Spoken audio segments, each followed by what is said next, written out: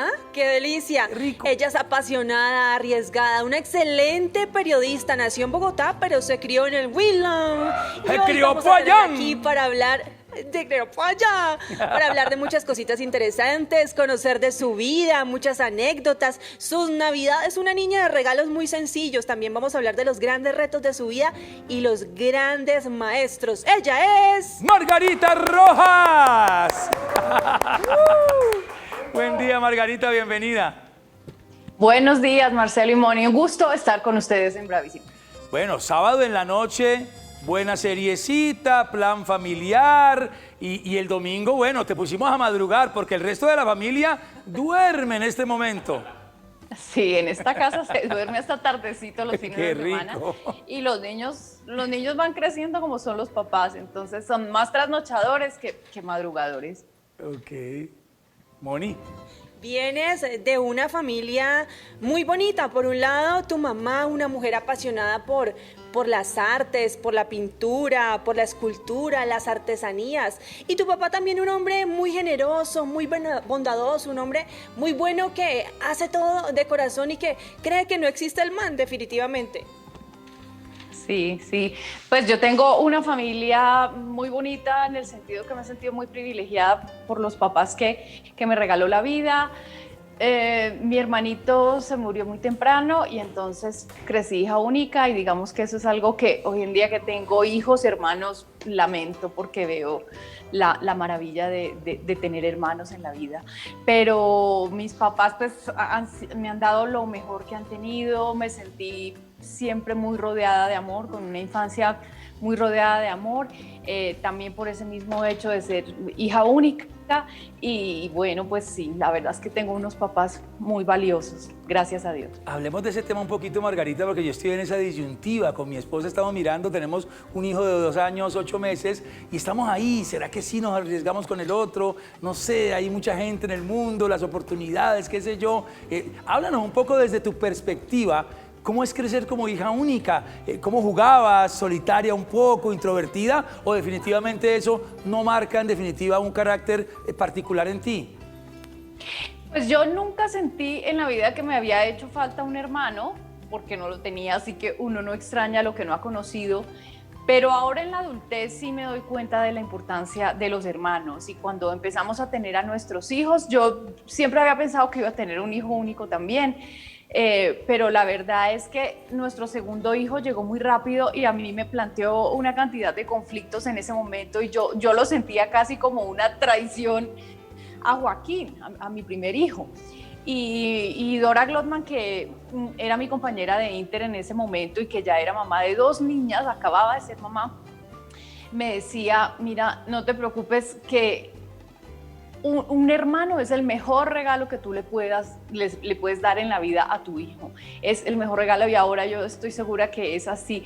En estos tiempos de pandemia, por ejemplo, para nosotros ha sido una fortuna que ellos se tengan mutuamente. Además, los 2 son hombres y están muy próximos, se llevan un poquito, 2 años, un poquito menos de 2 años. Entonces, tienen muchas afinidades, les gusta lo mismo, ven las mismas cosas en televisión, juegan fútbol los 2, es decir, tienen los mismos intereses y son gran compañía y yo creo que eso ha sido una buena forma de sortear este momento también. Ah, qué lindo. Margarita, quiero detenerme un poco en Doña Aide.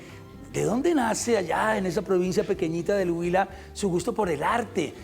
¿Cómo lo viviste? ¿Qué recuerdos tienes de pequeñita de tu mamá ahí observando una pintura, una escultura, metiéndose por ese mundo artístico que además te influyó mucho, te influenció mucho en tu vida? Pues mi mamá sí es una persona con mucha sensibilidad por el arte que le viene de su familia. Mi mamá es de Pitalito y tiene un papá y unas tías que pintaban todos, y pues pintaban al óleo y la verdad que tenían talento y lo cultivaron siempre y entonces mi mamá pinta también, mi mamá pinta muy bonito y tiene un talento increíble, entonces pues de ella empecé a heredar como esa sensibilidad por ese tipo de cosas. No, mi mamá lamentablemente no ha pintado tanto como quisiera, se le ha ido buena parte de la vida haciendo otras cosas, entre esas pues siendo mamá y siendo esposa, pero conserva ese talento y todavía pinta y de ella aprendí pues como ese gusto, y en los viajes pues para ella no hay mejor plan que gastarse todo el día en un museo, y eso es lo que hemos podido hacer pues recientemente para que ella pudiera como disfrutar muchas cosas que presintió y le gustaron desde su infancia y no había conocido, por ejemplo, a los grandes maestros. Entonces han sido como experiencias muy bonitas que la vida nos ha dado recientemente. Por su parte, tu padre, don Arturo, un hombre, como yo le había dicho, bueno al extremo, noble, bondadoso, un hombre de fe, ecuánime, equilibrado. Todos estos valores, ¿cómo te marcaron a ti y qué heredaste de él? Ah, no, esa cara lo dice todo, mira esa bondad. Ese es un hombre bello, bueno, se nota en la mirada. Sí, mi papá es un bonachón y sí, efectivamente su aspecto, eso es lo que muestra. Mi papá es un papá obeso, tiene una barriga gigantesca de toda la vida, la ha venido cultivando cuidadosamente. Se ha invertido una platica ahí. Llenito de amor. Ha venido creciendo, le ha invertido. Pero así como lo están viendo, es una persona muy gocetas de la vida, que disfruta mucho el momento, que disfruta las cosas pequeñas, que es feliz con su familia, que es feliz con su hogar, que es una persona noble, tranquila, que perdona, que olvida, que no se llena de resentimientos, que es, a pesar de cómo lo ven, es muy liviano de espíritu. La verdad es que es una persona muy sabia en saber llevar la vida sin tantos pesos. Y además que estos roles en esa casa eran un poco diferentes, porque él era el consentidor, el juguetón, la alcahueta, y de pronto doña Aide ponía sus reglas, sus límites y un poco el carácter en esa casa, ¿no? Sí, mi mamá era la disciplina. Pues también por aquello de que las mamás pues siempre están a cargo de que la casa funcione, de que todo vaya bien. Y yo creo que los papás son un poco más despreocupados, o al menos en mi familia, que era una familia tradicional en donde ese peso pues lo llevaba la mujer. Entonces mi mamá sí era la de la disciplina, la que me empezó a decir, tiene que alistar su uniforme, tiene que aprender a cuidar de sus cosas, a ordenar su cuarto, todas esas cosas las hacía ella y mi mamá. Y mi papá se dedicaba a jugar conmigo. Ay, qué lindo. Yo también hubiera jugado con don Arturo. A chocholearte. Margarita, en cuanto a tu forma de ser, personalidad, carácter, ¿hacia qué lado se inclina la balanza? ¿Hacia papá o hacia mamá? No, yo creo que cada vez más soy como mi mamá. Ajá. Porque yo creo que las mujeres, a medida que nos vamos volviendo mamás y vamos asumiendo los mismos roles, nos volvemos idénticas, yo creo. Sí. Yo, como les digo, fui adquiriendo como muchos de los gustos y los intereses de ella, primero. Y ahora ya que asumí como estos roles de mujer adulta, me siento que en muchas cosas soy como ella y me identifico como pues en eso. Y pues obviamente con mi papá me identifico mucho en lo afectivo. Lo que viví con él es algo que intentamos transmitirle mucho a nuestros hijos. Mi esposo es el más juguetón con sus hijos, y yo en ese sentido pues intento serlo también, ser muy cariñosa, porque ya viví y disfruté, por fortuna, que el cariño es el mejor tesoro que los papás le pueden dar a uno. Eso es verdad y lo estamos experimentando. Bueno, quiero irme un poquito a Timaná, Huila. Hablemos de esa población, cuál es su comida, su gastronomía, sus paisajes, sus costumbres. Hay ríos alrededor. ¿Qué recuerdos tienes de esa población que vio cómo iba creciendo esta mujer poco a poco, Margarita? Pues Timaná es un pueblo hermoso. Timaná es uno de los 6 municipios más antiguos del país. Tiene exactamente la misma edad de Bogotá.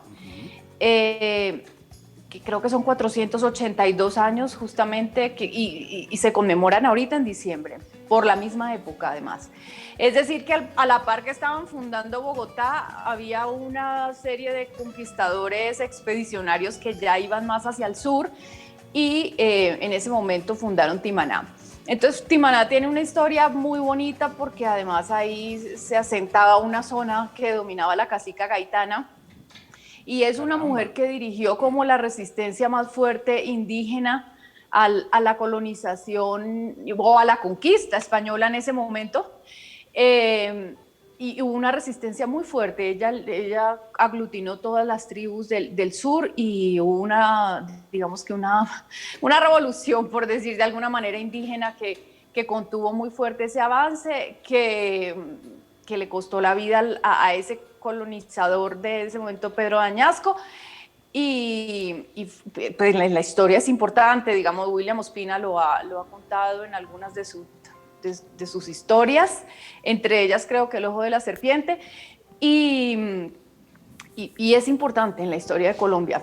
Hoy en día es un pueblito pequeño, digamos que no creció, no se expandió, sigue siendo un pueblo minúsculo, pero tiene una iglesia hermosa, también muy, muy imponente, de las más bonitas del Huila, y una plaza central hermosa con una ceiba gigante, que en el Huila es muy famosa la ceiba gigante, pero la ceiba de Timaná es muy importante. Bella, como habla con ese orgullo, Moni. Margarita, ya vamos a seguir recordando momentos memorables en el Huila, como por ejemplo esos sabajones, esos arequipes que hacían las abuelitas, pero antes te vamos a seguir consintiendo y sorprendiendo muy al estilo de Bravísimo con este saludito. De mandar este mensajito que es con muchísimo amor, además no solamente es de mi parte, sino de parte de Fajir y de Salvador, quien te ama desde ya. Queremos que sepas que nos sentimos muy orgullosos de ti. Eres una excelente mamá, una excelente persona, profesional, y por supuesto mamá, como siempre te digo, jamás voy a tener cómo pagarte que hayas traído a nuestras vidas a Joaquín y a Pedro, a quienes amamos infinitamente y son parte fundamental de nuestras vidas. Le doy muchas gracias a Dios y a la Virgen porque te pusieron en mi camino y porque eres una excelente hermana. Gracias por siempre preocuparte por mí, por estar pendiente de todos mis asuntos y por ser siempre ejemplo de vida. Te adoro. Qué bella. La vida me regaló hermanos. Claro. Les estaba contando que fui hija única, pero cuando ya vine a vivir a Bogotá, que estaba muy pequeña además porque me gradué joven, tenía 16 años, mi tía Silvia, la mamá de María del Rosario, a quien acaban de oír, me acogió en su casa. Ella es hermana de mi papá y entonces sus hijitos fueron como mis hermanos porque yo viví con ellos casi 7 años. Entonces María del Rosario ha sido mi hermana de la vida y seguimos manteniendo una relación muy estrecha y ahora va a ser mamá, o sea que yo estoy muy feliz, o sea, voy a ser tía, es una experiencia absolutamente nueva en la vida. Y estoy, mejor dicho, como si estuviera esperando bebé yo. Tan bella, tan bella. Bueno, y ese sabajón del que hablaba Moni, ese arequipe en paila de cobre, ese ponche que hacía tu otra abuela, esos olores, esos aromas, también te llevan a muchos recuerdos de esa familia que se reunía en las fiestas, en los San Pedros. Era una cosa muy familiar y muy bonita, muy de provincia, Margarita. Sí, se reunía y se reúne todavía. Este año estamos un poquito choqueados porque pues, las circunstancias nos van a dar un fin de año distinto, pero sí, es una familia muy tradicional de provincia, tanto la de mi papá como la de mi mamá, y de mis abuelas sí tengo esos recuerdos maravillosos. De mis abuelos sí tengo olores y sabores de nuestra región, y la verdad que siempre cocinar pues ha sido uno de los ejes como articuladores de esas reuniones familiares, y cuando las abuelas sabían que venían sus hijos y sus nietos, hacían unas enormes preparaciones. Digamos, mi abuela Rosario, la mamá de mi papá, hacía arequipe gigante en pailas de cobre. Qué rico. Mi abuelita Lucila, la mamá de mi mamá, que fue muy cercana a mí, hacía galletas de 1000 sabores, de 1000 tipos, hacía muchas cosas de pan. Hacía ese sabajón que yo lo aprendí a hacer, y cosas así, ¿no? O sea, como que eso sí lo vivimos a plenitud, como nietos, como niños, unas infancias deliciosas de reunirnos con los primos y con mucha libertad, porque cuando uno crece en un pueblo pequeño, pues no tiene como esos riesgos de que no salga, de que qué peligro, de que nosotros disfrutamos esas casas grandes de patios gigantes, árboles. Qué dicha. Y la verdad que sí, es una infancia muy bonita para recordar. Y todavía seguimos tratando, aunque se han muerto los abuelos, de ir siempre. Bueno, yo quiero que ya aparezca por aquí Margarita, porque tengo una pregunta importante A y es ver. que... ¿Ya salió? Margarita, en tu familia, en el Huila, se celebraba la Navidad haciendo asado huilense, tamales, lechón, a tu mamita hacía unos pesebres gigantes. ¿Qué tanto de esas tradiciones se conservan aún en tu familia y cómo ha cambiado la Navidad para ti desde que conformaste tu propio hogar? Pues mira, cuando uno se casa, tiene que empezar como a repartir las fechas, ¿no? Eso es una cosa que hay que negociar y que obviamente disfrutamos tanto compartir con mi familia como disfrutar con la familia de mi esposo, Juancho. Ellos son de Medellín.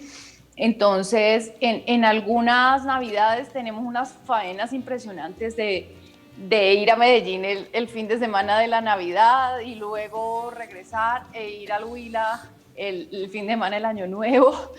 O sea, siempre hacemos como matemáticas, magia y maromas, pero tratamos de estar con las dos familias. Este año, por ejemplo, vamos a estar largo con mis papás porque no los hemos visto en todo el año, desde febrero. Entonces, los días que voy a tener libres, vamos a estar allá. Ya fuimos a Medellín para pasar la noche de las velitas con la familia de Juancho, con sus papás, y los niños disfrutan mucho pues con sus abuelos.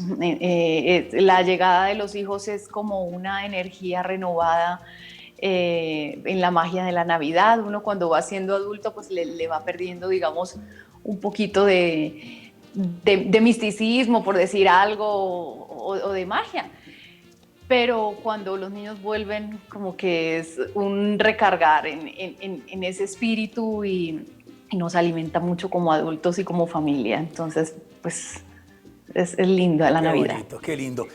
Hablando del mundo hoy, del mundo tecnológico, de los niños teniendo acceso a mucha información a través de un celular, de un computador, de las plataformas digitales, yo me remonto a nuestra época porque comparto esa crianza en provincia. Tú en Timaná, yo en Palmira, yo un poco mucho mayor que tú, lógicamente, pero... No, señor. Sí, Margarita, pero un poco aislados del mundanal ruido, un poco aislados de las modas, de las tendencias, tanto así que esa bicicleta en tu Navidad nunca llegó y tú prácticamente ni la extrañaste, ni te frustraste, ni te comparaste con nadie porque pues estabas ahí en tu mundo bonito de provincia, en una crianza completamente natural, mucho más orgánica, Margarita. Sí, la verdad es que eso se agradece mucho. Cuando yo llegué a la universidad fue un choque muy fuerte, porque se experimenta como, uy, el mundo es distinto. Claro. No,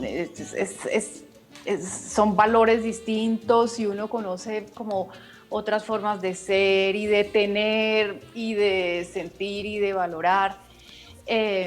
No quiero decir que una sea mejor que otra, simplemente claro, son distintas, y yo aprecio mucho haber crecido en un pueblo pequeño por las cosas que ya les conté, pero también sobre esto de la materialidad de la Navidad. Sí, claro, o sea, yo nunca tuve bicicleta en mi infancia. Entre otras cosas porque mi familia nunca era muy deportiva ni muy atlética, entonces eso de montar en bicicleta pues nunca fue con mis papás.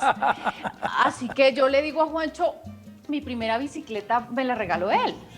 Y ahora pues todos tenemos bicicleta y montamos con los niños y en fin, y hace parte de nuestras vidas, pero de mi infancia no lo fue. O sea, yo nunca le pedí al niño Dios una bicicleta, ni el niño Dios me la regaló porque eso en mi familia no era... Tuve patines, por ejemplo, pero sí, no, era una vida mucho más sencilla y muy alejada como de muchos consumismos. Y sin tanta comparación. Sí, no, totalmente. Además porque yo tenía unos primos que éramos muy cercanos y todos vivíamos como en ese mismo ambiente. Y luego cuando uno ya viene a vivir a Bogotá, pues ya se mete en otros trenes, se montan otros trenes, sí, y pues va adquiriendo otras, bueno, se va metiendo en otros ritmos de vida, digamos. Es así. Yo quiero pasar ahorita al lado profesional y a los grandes retos que has tenido que asumir, pero que también van de alguna manera ligados a todos esos valores que te inculcaron en la familia, como por ejemplo los retos y las lecciones que te ha traído la reportería. De pronto esa sensibilidad, esa nobleza, ese bonachón por parte de tu papá te ayudó para entender un poco más, de una manera diferente, las realidades de las personas al momento de ejercer.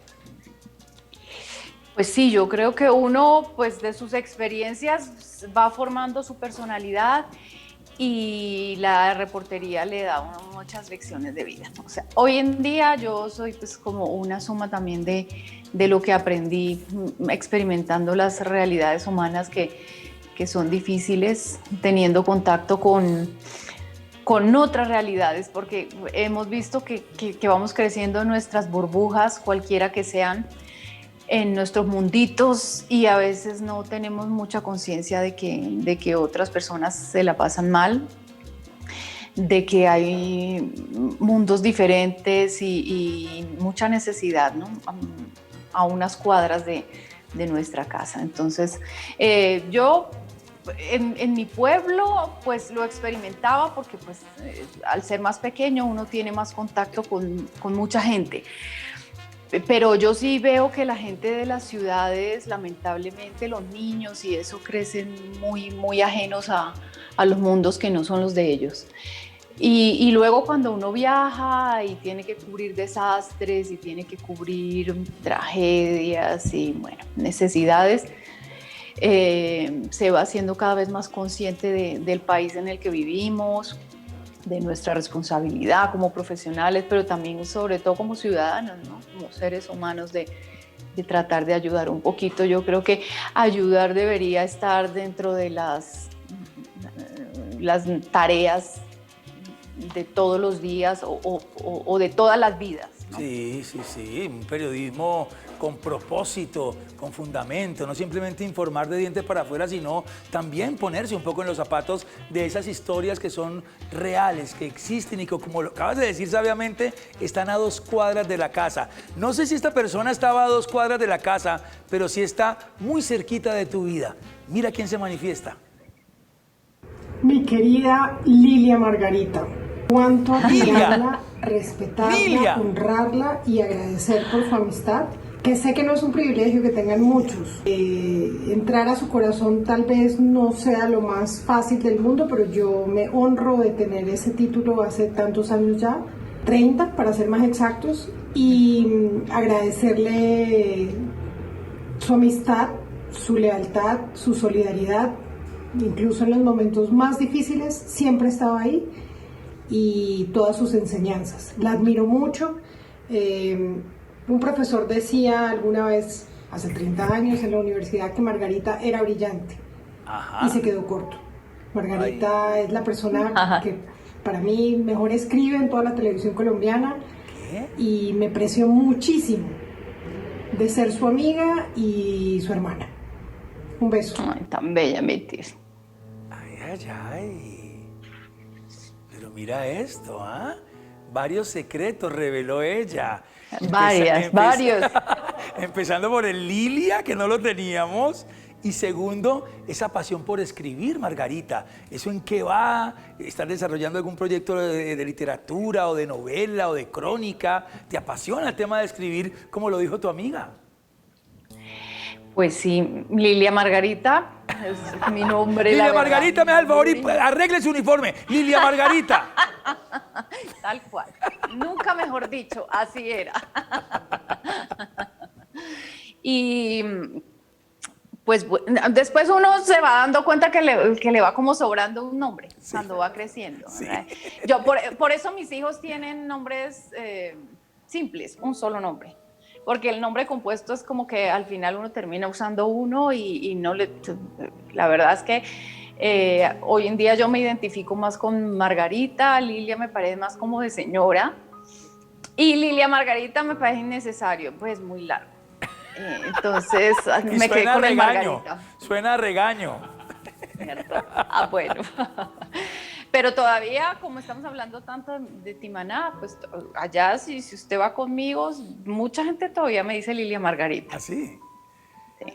Y esa Sí, pasión señor. por O Lilia, escribir, o Lilia. esa pasión por escribir, perdón, Moniquita, antes de ir con lo tuyo, está ahí, se está desarrollando, porque ella dijo, hey, te dijo la mejor escritora, periodista de este país, dijo así.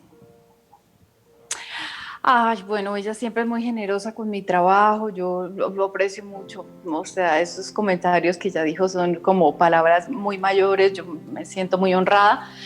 Sí, me gusta escribir, no estoy escribiendo nada literario, disfruto mucho escribir mis libretos en televisión, pero sí, recientemente he escrito o escribía unas columnas periodísticas, columnas de opinión para los especiales regionales de la revista Semana y eso fue un ejercicio que también disfruté mucho.